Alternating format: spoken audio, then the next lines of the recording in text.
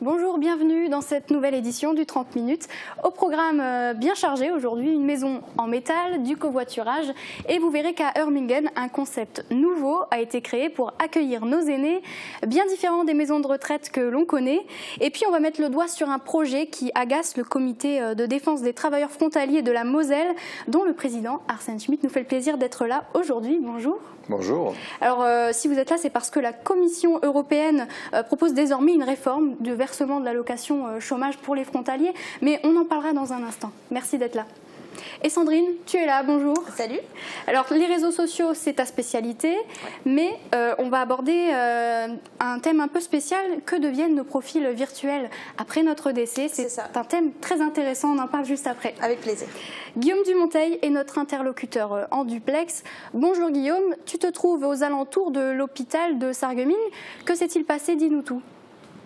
Oui, effectivement, je suis aux environs de l'hôpital général de Sarreguemines, tout simplement parce qu'une évasion a eu lieu ce matin. À 10 h, un détenu de la maison d'arrêt de Sarreguemines s'est fait la malle en sortant des urgences. Il est parti, on suppose, dans la forêt, ici autour de l'hôpital général. Et un important dispositif policier, de gendarmes, de pompiers est là pour essayer de le retrouver. C'est un individu d'une trentaine d'années, pas forcément dangereux, mais quand même, surtout qu'il a déjà eu par le passé une évasion.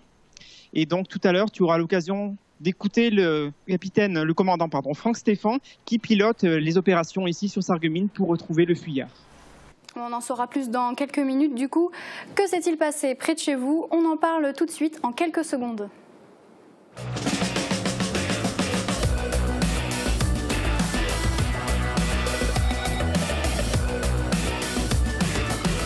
L'Aglo booste le très haut débit.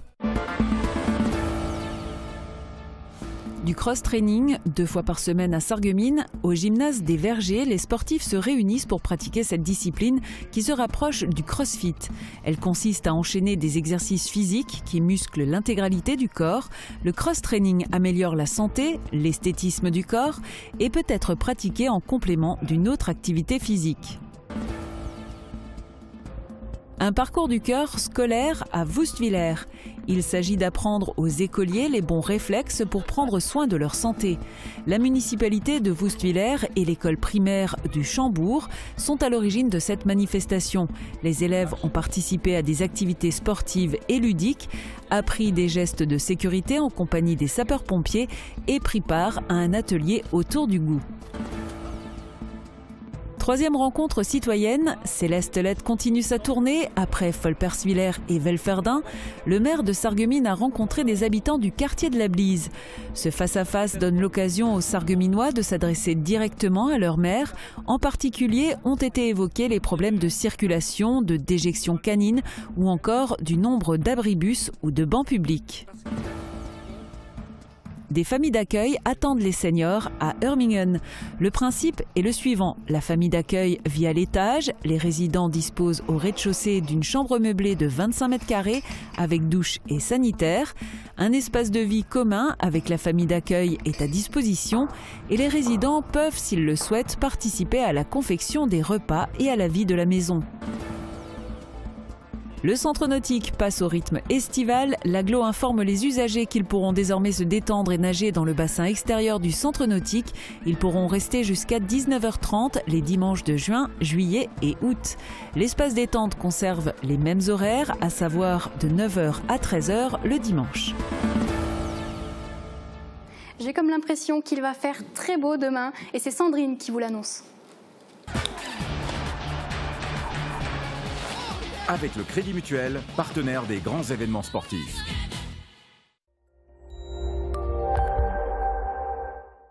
Pour demain, on retrouve une météo estivale. En matinée, le soleil partage le ciel avec des cumulus majoritairement inoffensifs. Les températures repartent à la hausse en journée avec des maximales qui grimpent entre 24 et 26 degrés. Demain, nous sommes le vendredi 25 mai, nous fêtons les Sophies. Le soleil nous accompagnera de 5 h 36 à 21 h 20. Tout de suite, retrouvez Margot pour la suite de l'émission.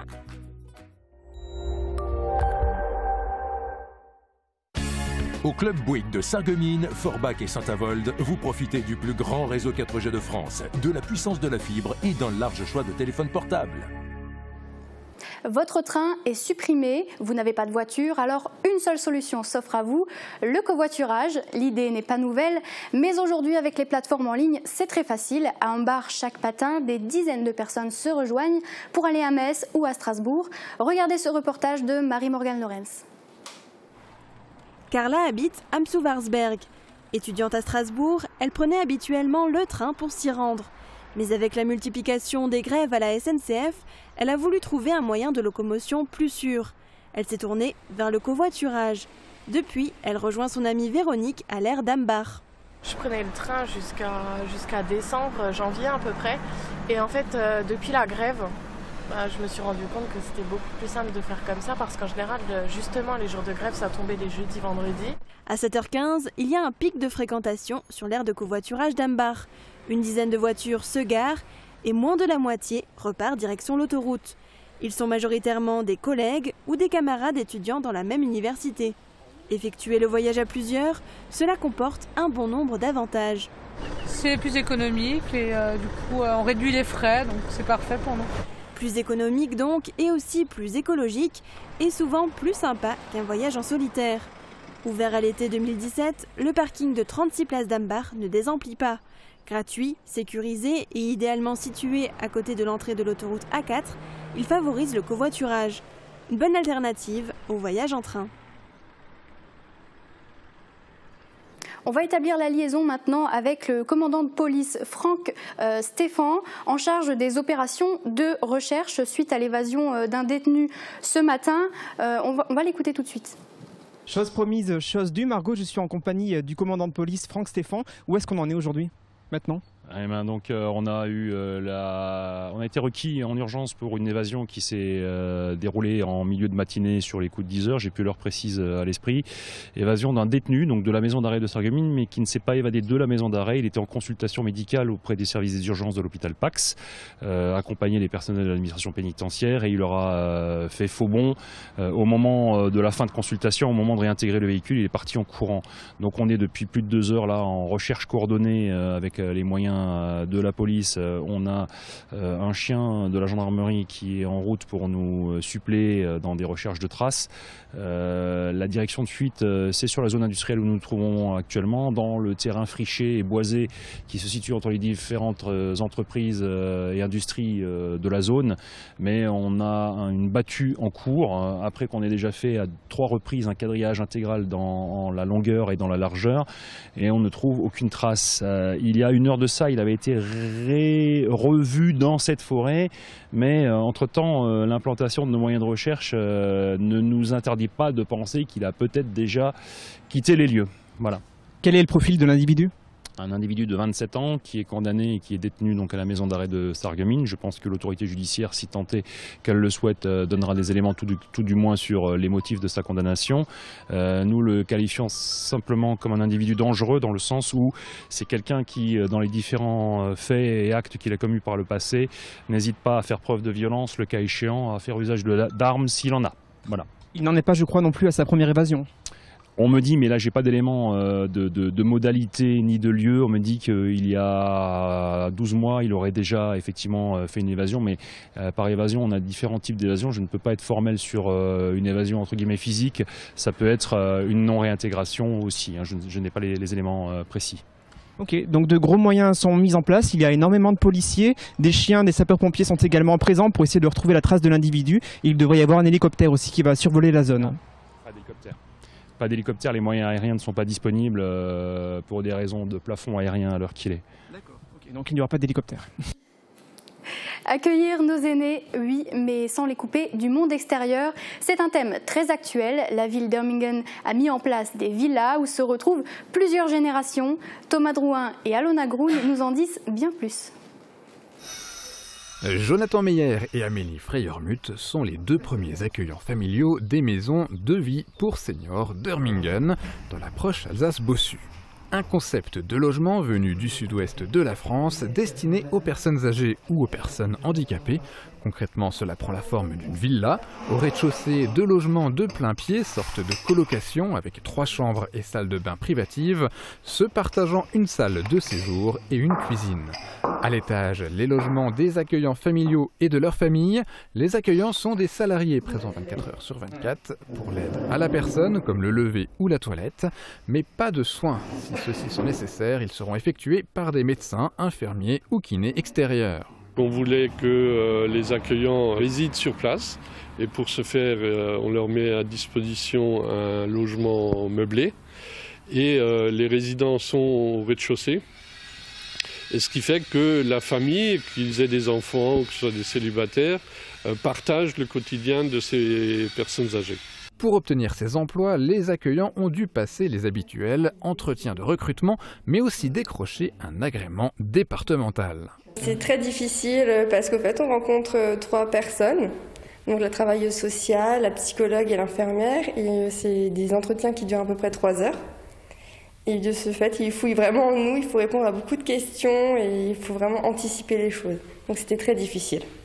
Actuellement, les chambres sont vides, mais 4 dossiers sont déjà en cours d'étude, dont un d'une personne originaire du nord de la France, preuve que cette alternative aux maisons de retraite intéresse. En attendant l'arrivée des premières personnes, Amélie et Jonathan entretiennent la villa et préparent les premiers contacts. C'est déjà nous présenter et puis aussi établir un contact de confiance, parce que pour nous, accueillants familiaux, c'est quand même important d'avoir confiance mutuellement avec l'accueillant et puis l'accueilli. Et puis en même temps, c'est aussi d'établir un point pour savoir, selon leur goût, sur les activités, sur les repas et autres. Les 2 accueillants fourmillent d'idées à proposer, entre atelier cuisine et jardinage, avec toujours l'objectif de faire de ce lieu un lien entre les générations. Ces maisons d'accueil de seniors pourraient aussi sauver une classe de l'école d'Irmingen. Il manque en effet 3 enfants pour éviter la fermeture de l'une d'entre elles. Les accueillants familiaux s'installeront peut-être dans la commune en famille. Un faible espoir qui pousse la commune à multiplier les appels pour trouver ces écoliers manquants. Simon Schmitt nous fait part de ses inquiétudes. L'échéance est fixée à fin mai, début juin, parce que la commission administrative de l'éducation nationale se réunit mi-juin. Et c'est là qu'ils décideront si cette fermeture est maintenue ou non. On n'a encore pas de résultats concrets, mais les choses peuvent évoluer très rapidement dans la mesure où au niveau de l'administration pénitentiaire, il y a toujours des mouvements au niveau du personnel de direction qui peut amener de nouvelles familles sur le village.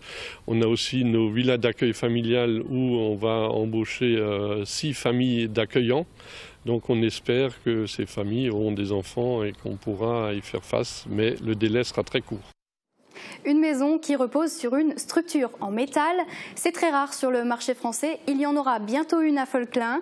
Et c'est la société Pro4House qui mène le chantier. Uranit Ozic y était. C'était le 2e jour de chantier. Elle n'a qu'une platine sur un côté, c'est celle-là. C'est comme un grand jeu d'assemblage. Il faut placer les pièces au bon endroit en suivant le plan. Alors difficile d'imaginer cette structure métallique comme une future maison, mais une fois finie, elle ressemblera à toutes les autres habitations du quartier. Très répandue aux États-Unis, en Australie ou encore au Canada, cette méthode de construction légère est peu privilégiée en France. Pourtant, les avantages sont nombreux, à commencer par la facilité de pose. C'est une maison qui fait 200 mètres carrés. Et pour une maison de 200 mètres carrés, on va à peu près avoir entre 4 et 5 jours d'assemblage, ce qui est quasi invraisemblable. Je parle là du premier œuvre, je ne parle pas du second œuvre qui finalement est le même que celui d'une construction classique. Par ailleurs, les panneaux métalliques possèdent des espaces d'ouverture permettant après assemblage de faciliter la mise en place des câbles de réseau et l'isolation. Économie d'argent, de temps, aspect écologique, tout un tas d'arguments qui ont motivé le propriétaire. Et donc je voulais tester ça parce que je pense que d'un point de vue écologique aussi, on ne coule pas d'eau quasiment. À part pour la dalle, on n'a pas utilisé d'eau. Donc c'est quelque chose qui est assez écologique et je trouve que c'est quelque chose que je voulais tenter. Voilà. Bien sûr, cette méthode est réfléchie et a été étudiée par des ingénieurs, d'où la numérisation des plans d'architectes pour une meilleure précision. On entre ça dans une commande numérique et il y a une profileuse, on appelle ça comme ça. Et cette profileuse va débiter l'ensemble des panneaux que vous voyez ici. Alors au départ, ce n'est pas des panneaux, c'est d'abord des profilés. Chaque profilé est coupé par cette machine et ensuite on les assemble. Mais il n'y a pas de chute, il n'y en a pas de trou. On les assemble sur place et finalement ça fait un tas d'économies. À terme, la société Proforhouse n'a pas vocation à vendre cette technique à des clients. Grâce à ce chantier, elle teste pour la première fois ce mode constructif afin de créer par la suite plusieurs maisons sur ce modèle pour les louer. Ivo Livi ou Le destin d'Yves Montand, c'est un spectacle musical qui vous emmène d'Italie aux États-Unis en passant par Marseille et Paris. Vous avez pu le découvrir à Sarreguemines, programmé dans le cadre de la saison culturelle de la ville. Julia Bitran a assisté à cette représentation. Yves Montand était de passage à Sarreguemines.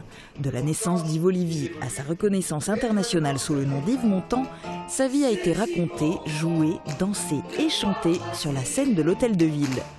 Cette création, Ivo Livi ou Le destin d'Yves Montand, a décroché le Molière 2017 du meilleur spectacle musical.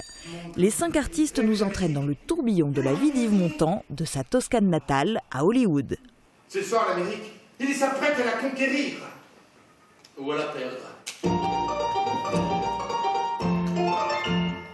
Je ne sais pas si l'on est plus blonde, mais la plus belle, il n'en est pas pour moi. Elle est vraiment de la joie du monde, mais elle commence dès que je la vois.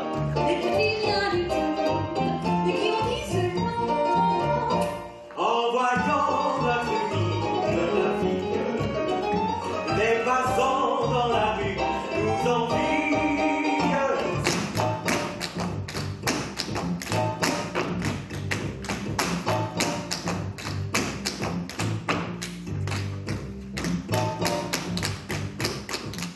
Et rendez-vous ce week-end pour l'avant-dernier spectacle de la saison en partenariat avec le festival Perspective. 2 représentations de Speak Easy, The Rat Pack, le Cirque Théâtre vous seront proposées vendredi à 20h30 et samedi à 18h. Il ne reste que quelques places. Dépêchez-vous de réserver auprès de l'Office de tourisme Confluence ou via le site internet www.festival-perspective.de.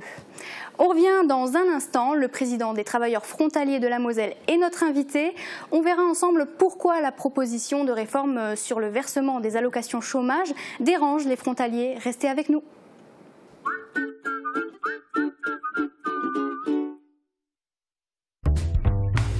Les beaux jours sont de retour. Avec La Vie Claire, je fais ma cure de jouvence. Produits de saison, produits frais, préparez-vous pour la belle saison avec notre gamme de produits vitaminés, de compléments alimentaires, sans oublier la cosmétique garantie naturelle. Avec La Vie Claire, je cultive ma santé au jour le jour. La Vie Claire.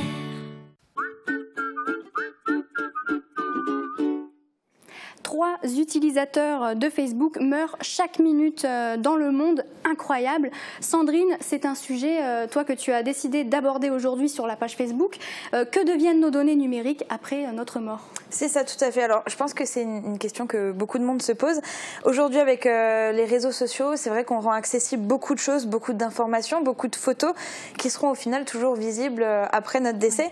J'ai donc demandé à nos internautes ce qu'ils en pensaient. Et sur 125 votes, il y a 73% qui souhaiteraient voir ces données disparaître et 27% qui désirent qu'elles restent en place.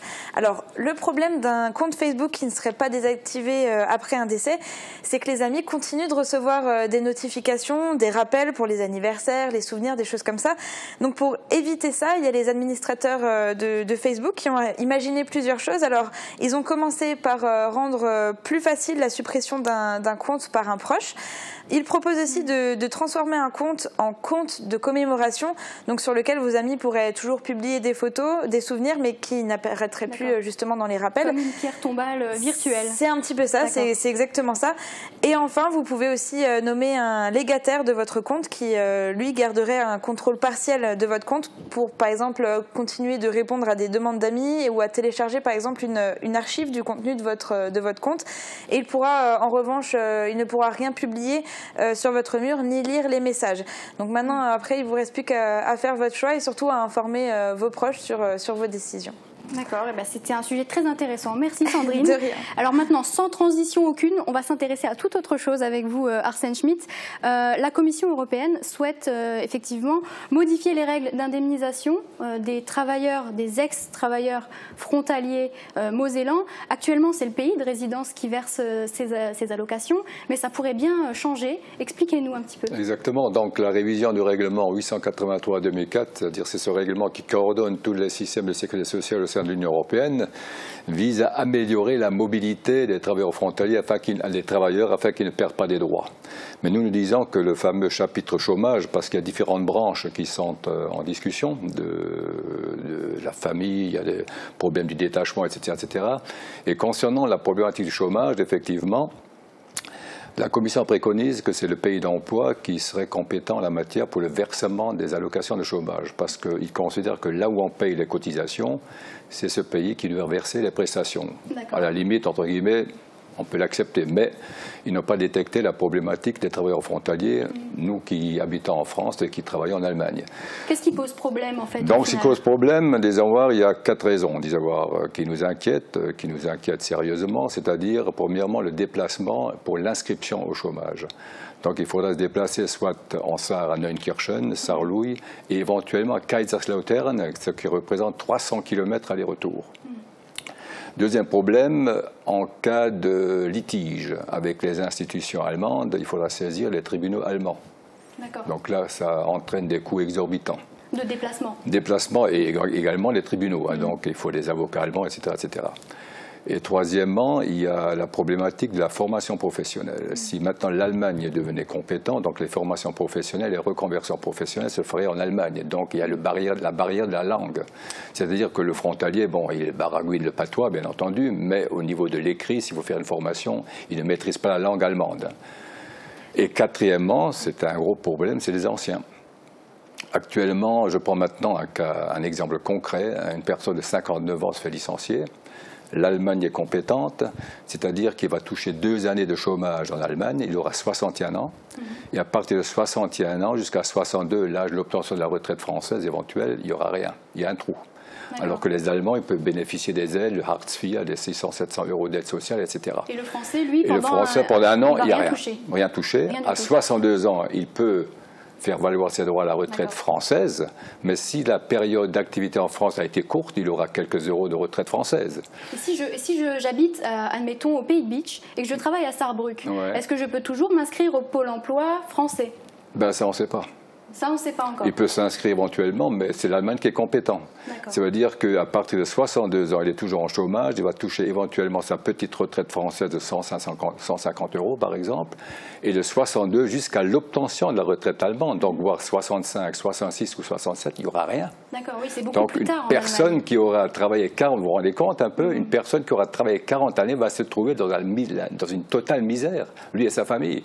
Donc là, c'est scandaleux, ça, on ne peut pas l'accepter. Donc nous, on fait déjà les mains et des pieds pour faire changer pour déjà dénoncer cette chose. On était à plusieurs reprises au ministère des Affaires européennes à Paris, on était au ministère du Travail, on a eu un entretien à la Commission européenne, à la direction des Affaires sociales, on a discuté avec les grands chefs là-bas. Effectivement, ils n'ont pas détecter toute cette problématique. On aura prochainement le 7 juin un entretien au ministère des Affaires sociales à Bonn, en Allemagne. Donc nous, ce qu'on demande, c'est que la France reste compétente, parce que le centre d'intérêt des frontaliers, c'est la France, et que l'Allemagne, qui touche les cotisations, verse une partie des cotisations à la France. À la France, bien sûr. Parce qu'on a trouvé également un accord entre la France et l'Allemagne concernant la problématique des retraites, où l'Allemagne était compétente, l'Allemagne a donné la souveraineté fiscale à la France, et le 31 mars, on a réussi à faire changer la convention fiscale franco-allemande, où l'Allemagne donne la souveraineté fiscale à la France, et la France verse une compensation financière à l'Allemagne. Donc on peut faire exactement ça dans le sens inverse. D'accord, parce qu'actuellement, les travailleurs frontaliers qui vivent en Moselle et qui travaillent en Allemagne, ils cotisent en Allemagne, mais ils continuent de payer leurs impôts en France et d'être indemnisés par la France. Exactement. C'est pas tout à fait logique, selon vous. Mais il y a cette particularité du travailleur frontalier, c'était toujours ainsi indiqué dans les règlements communautaires. Maintenant, subitement, la Commission européenne a trouvé autre chose. Donc, ce qui ne rassure pas. Donc, on fera tout pour faire le nécessaire pour que les frontaliers ne soient pas pénalisés. D'accord. Le système allemand, jusqu'à maintenant, à mes dernières nouvelles, limitait 3 refus d'offres d'emploi avant d'être expulsé des listes en fait, du Pôle emploi. Est-ce que ça, c'est toujours d'actualité? Toujours d'actualité. Le système français, pour le moment, est beaucoup plus avantageux que le système allemand. D'accord. C'est pour ça aussi que vous êtes en colère. Exactement. Et pardon, pour terminer, si cette réforme est mise en place, ça permettrait forcément à l'UNEDIC de réaliser en fait une économie monstrueuse. Oui, paraît-il, l'économie serait on avance un chiffre, je trouve que c'est un peu exagéré, 600 millions. C'est ça. Donc si on n'obtient pas, disons voir, un accord bilatéral entre la France et l'Allemagne, que l'Allemagne verse une rétrocession à la France, nous on demande que, à défaut, après épuisement des droits en Allemagne, que la France prenne le relais. C'est une autre paire de manches. Concernant le chômage, on le sait, en Sarre, le taux de chômage est très bas. Oui, parce qu'il y a beaucoup de précarité en Sarre. Hein. Ce sont des emplois à temps partiel, donc on connaît des personnes qui vont remplir les rayons au Globus. Le matin, ils partent à 3 h du matin, ils rentrent nous à 6 h, 7 h du matin, donc pour 450 €. Quoi. On connaît la précarité en Allemagne. En tout cas, on espère que vous serez entendus. Le combat, bien évidemment, il ne fait que commencer. Exactement. Pour le moment. Et 40 ans que ça dure. 40 ans que ça dure. Vous avez mené de nombreux combats et vous en avez gagné. Exactement. Vous en avez gagné aussi quelques-uns. Et on vous souhaite de mener ce combat comme il le faut. Merci. Merci d'avoir été avec nous. On continue cette émission. Vous restez avec nous pour la suite du programme. On passe aux sorties avec Sandrine. Toi, tu nous donnes plein de bonnes idées et on commence avec une fête qui est très attendue par les amoureux des jeux de société. C'est ça, il s'agit de la fête mondiale du jeu qui est organisée pour la 8e année à Sarreguemines. Alors, contrairement aux années précédentes, elle ne va pas se passer à la médiathèque communautaire parce qu'elle est en travaux. Donc, l'événement sera délocalisé tout simplement à la ludothèque Beau Soleil. Mais le principe, rassurez-vous, va rester le même. Vous pourrez profiter de nombreux jeux, alors jeux en bois, jeux surdimensionnés, jeux vidéo sur les bornes arcade, sans oublier aussi des démonstrations de casques en réalité virtuelle. Alors pour y participer, vous aurez rendez-vous samedi de 10 h à 17 h à la ludothèque et l'entrée est libre et pour tout public. D'accord, et bien on poursuit avec un spectacle d'art dramatique. Oui, qui sera donné par la classe théâtre collégien du Conservatoire de Sarreguemines, qui interprétera Les apprentis philosophes avec une mise en scène de Margot Gauer. Alors, qu'est-ce que la liberté ou l'amitié? A-t-on le droit de mentir? Faut-il se laisser décourager ou influencer par les paroles des autres? Voici quelques-unes des questions qu'ils vont se poser. Et pour connaître les réponses, rendez-vous vendredi à 19 h 30 ou dimanche à 16 h à l'auditorium du Casino de Sarreguemines. Très bien. Un autre spectacle, mais cette fois-ci de haute voltige. Oui, alors tu en parlais, tu le rappelais à l'instant, c'est le spectacle Speakeasy qui est dans le cadre du festival Perspective. Alors c'est un spectacle de cirque qui va vous transporter dans un univers de gangsters des années 30, un petit peu à la Tarantino. Alors il affiche complet, comme tu le disais, mais il reste encore des places qu'on peut réserver ou le soir même pour ceux qui arrivent le plus rapidement. Donc c'est ce vendredi à 20 h 30 et samedi à 18 h. Évidemment, on se dépêche pour trouver ces places. C'est ça. On reste sur le thème du spectacle avec un week-end complet organisé à la Halle Verrières. C'est ça, c'est la 12e édition du festival Demandez-nous la Lune qui aura lieu de vendredi à dimanche à Meisenthal. Alors c'est un festival des arts de rue qui regroupe du spectacle, de la musique, du théâtre, de la danse. Il y en a vraiment pour tous les goûts et surtout pour tous les âges et l'entrée est gratuite. Vous avez juste à vous rendre sur place pour pouvoir justement vous laisser porter par les différents artistes qui vont se produire. Alors sur le site internet de la Halle, vous pourrez retrouver tout le programme du week-end, mais aussi où manger, où dormir et pour pouvoir assister à toutes les représentations, vous trouverez toutes les informations utiles.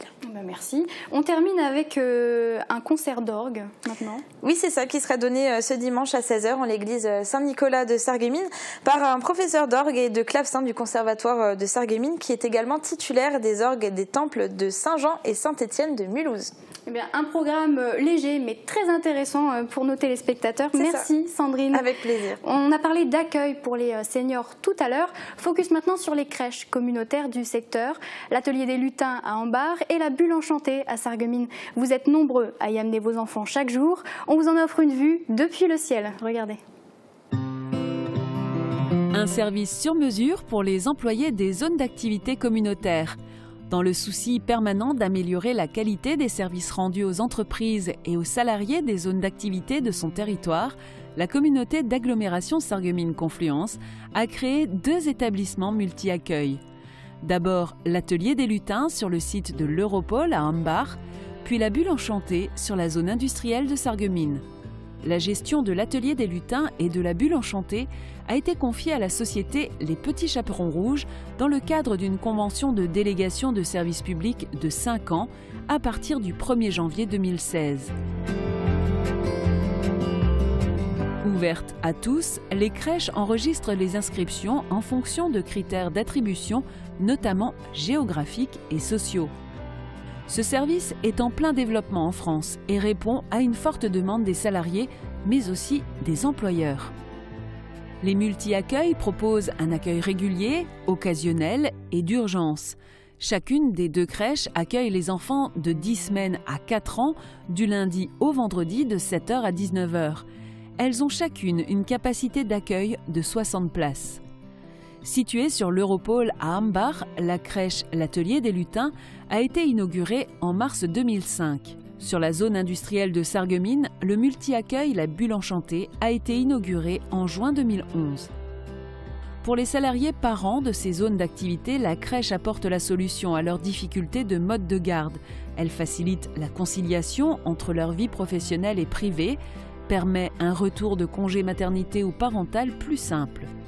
Enfin, quand les enfants sont bien gardés, les parents sont plus sereins, moins stressés et donc plus productifs, un bénéfice non négligeable pour l'employeur. C'est la fin de notre émission. L'actualité continue demain, dès midi, avec Julia. Très belle journée à tous.